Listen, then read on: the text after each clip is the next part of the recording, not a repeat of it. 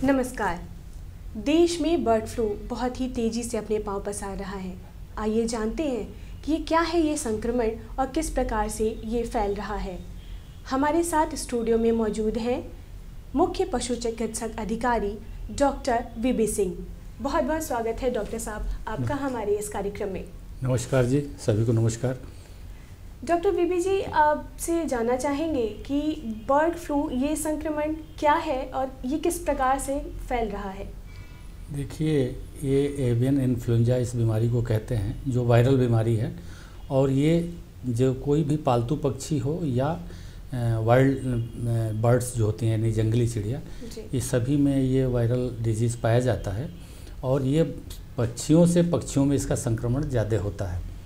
और इन पक्षियों के संक्रमित होने के उपरांत यदि कोई ह्यूमन से कांटेक्ट होता है तो उसमें ये बीमारी आने की संभावना होती है। यद्यपि पिछले 12 साल में इस तरह की कोई घटना ह्यूमन में नहीं हुई है, लेकिन ये नुकसान पहुंचा सकता है। इसलिए ये बर्ड फ्लू के बारे में जानना सबको बहुत ही आवश्यक है। अच्छा डॉक्टर साहब, ये जो संक्रमण है ये किस प्रकार से एक पक्षी से दूसरे पक्षी या जीव जंतु में फैल रहा है, या फिर मनुष्य में किस प्रकार से फैल रहे से इसके लक्षण क्या हैं? देखिए, लक्षण तो इसके बर्ड्स में बहुत ज़्यादा, आपको यदि कभी आपने मुर्गी पालन का कार्य किया हुआ है तो पक्षी जब बीमार पड़ती है यानी बर्ड फ्लू से संक्रमित होती है तो उसके जो प्रमुख लक्षण होते हैं, नाक से पानी आना, उनकी बीट जो है बहुत ही, जिसको लूज मोशन कहते हैं वो है ना, और ये बहुत ही कम समय में ये पक्षियों की मृत्यु हो जाती है। तो ये जितना भी रिस्पायरेटरी सिस्टम यानी श्वसन तंत्र को ये प्रभावित करता है सबसे पहले, तो इसलिए किसी भी पक्षी को देखने के बाद से ये पता चल जाता है कि इसमें ये बीमारी है, यानी कि खांसी आना, छींक आना, और उसके मुंह और नाक से जो डिस्चार्ज आता है उसको देखने के बाद ये पता चल जाता है।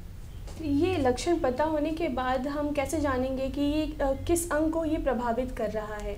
देखिए, ये मुख्यतः पक्षियों की बीमारी है, क्योंकि इनका लंग्स सबसे ज़्यादा यानी फेफड़े इससे ज़्यादा संक्रमित होते हैं। और ये जब संक्रमित होते हैं तो इनको सांस लेने में दिक्कत होती है और बहुत ही जल्दी ये मृत्यु हो जाती है इनकी। लेकिन ह्यूमन में इसका ट्रांसमिशन बहुत ही रेयर है, क्योंकि ये पक्षी, आप देखे होंगे कि साइबेरिया से भी बहुत सारे पक्षी इस समय बनारस में आए हुए हैं। तो आते समय चूँकि वहाँ कोल्ड क्लाइमेट है, ये वायरस परसिस्ट हो सकता है कि उनके अंदर शरीर में हो, लेकिन बनारस में अभी तक इस तरह की कोई घटना रिपोर्टेड नहीं है। तो इसलिए इसमें कोई बहुत डरने की ज़रूरत नहीं है। डॉक्टर साहब, हम सभी जैसे पालतू पशु अपने मतलब पालते हैं, पक्षियों को पालते हैं, तो मनुष्य कैसे उनसे दूरी या सावधानी कैसे बरते कि उनमें अगर हो जाए तो पता तो चल गया लक्षणों के हिसाब से, लेकिन कैसे उससे सावधानी बरते? बहुत अच्छा प्रश्न किया आपने। सबसे बड़ी बात यह है कि ये माइग्रेटरी बर्ड्स जो यानी कि एक जगह से दूसरी जगह उड़ कर जाने वाले पक्षी हैं, वो इनमें संक्रमण की संभावना ज़्यादा होती है। क्योंकि ये जो घर में पाले हुए पक्षी हैं ये कहीं बाहर नहीं जाते हैं, तो जब भी कोई बीमारी आएगी बाहर से आ सकती है। इनके द्वारा किसी दूसरे पक्षी में बीमारी जाने की कोई संभावना नहीं होती है। इसलिए जहाँ कहीं भी पालें आप, उसमें ध्यान रखें कि बाहर का कोई पक्षी ना आने पाए। जैसे कौवा है, कौवा हमेशा बीमारी को ट्रांसमिट करता है और एक जगह से दूसरी जगह वो यात्रा करके लगभग 10 किलोमीटर प्रतिदिन के हिसाब से उड़ कर जा सकता है। तो ऐसे पक्षियों से, अपने घरेलू पक्षियों को आपको बचाकर ही रखना होगा, ताकि वो संक्रमण ले करके बाहर से जो पक्षियाँ हैं वो आपके पक्षियों तक न होने पाए। और जब आपके घर में पले हुए पक्षियों को नहीं होगा तो कोई भी व्यक्ति संक्रमित नहीं होगा। यदि अगर हम बात करें कि देखा जा रहा है मुर्गियों में ज़्यादा बर्ड फ्लू देखने को मिल रहा है, संक्रमित हो जा रही हैं, तो लोग अंडा और भी चिकन वगैरह का भी प्रयोग करते हैं। तो ये खान पान में क्या मनुष्य इसका प्रयोग कर सकता है अपने डेली रूटीन में या नहीं? देखिए, बिल्कुल आप अंडा खूब खाइए, चिकन का मांस बहुत खाइए अच्छे से, लेकिन शर्त ये है कि उसको अच्छे से पकाइए। पकाने के बाद से 70 डिग्री सेल्सियस टेम्परेचर पर स्वभावतः वायरस नष्ट हो जाता है। इसलिए किसी भी प्रकार की बीमारी मनुष्य में ये पैदा नहीं कर सकता है। लेकिन सावधानी कहाँ बरतनी है? पोल्ट्री फार्म संचालक हैं जो पोल्ट्री फार्म चला रहे हैं, उसमें काम करने वाले व्यक्तियों को अपने नाक को और मुंह को अच्छी तरह से मास्क से ढकना होगा, हाथ सैनिटाइज करना होगा, यहाँ तक कि जो कपड़ा पहन करके फार्म में जाते हैं उसको बाहर रखना होगा और वहाँ के लिए अलग से कपड़े रखें। फिर काम करने के उपरांत उस कपड़े को अंदर फार्म में ही रखें और अपने बाहर वाले कपड़े को पहनकर ही घर जाएं।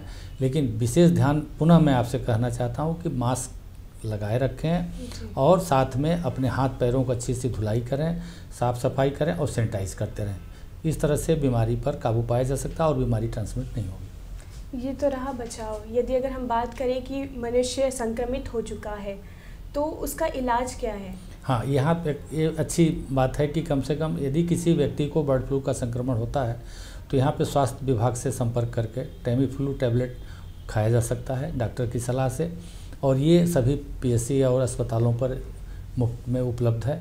जब चाहें तब खा सकते हैं, लेकिन किसी भी दवा के सेवन करने से पहले डॉक्टर की राय लेना अति आवश्यक है। जी, बहुत बहुत धन्यवाद सर, आप यहाँ पे हमारे स्टूडियो में आए और बहुत ही उम्दा जानकारी दी हम सभी श्रोताओं को। इसके लिए आपका एक बार पुनः बहुत बहुत धन्यवाद। नमस्कार।